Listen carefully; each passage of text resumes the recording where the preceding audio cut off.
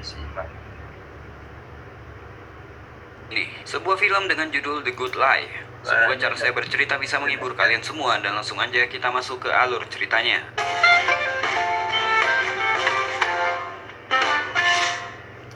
Pada tahun 1983, perang saudara pecah di Sudan bagian utara dan selatan tentang agama dan sumber daya. Desa-desa yang ditinggalkan kemudian dihancurkan oleh tentara pemerintah dan militer. Mereka yang selamat pun akhirnya pergi meninggalkan tempat tinggal mereka.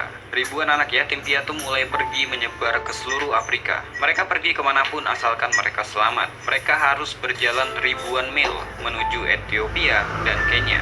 Minimnya makanan dan air membuat beberapa dari anak ini meninggal di perjalanan. Bahkan anak-anak yang masih ingin bertahan harus survive dengan kondisi yang gak memungkinkan, termasuk minum air kencing sendiri.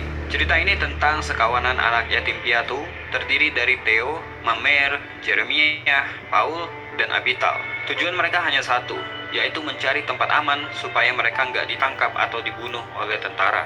Namun sayang, di suatu pagi, ketika dalam pelarian, Theo yang memeriksa keadaan pun ketahuan sama tentara, dan untuk menyelamatkan adik-adik dan teman-temannya, dia memilih untuk menyerahkan diri supaya yang tersisa bisa melanjutkan perjalanan. Mereka pun akhirnya terpisah.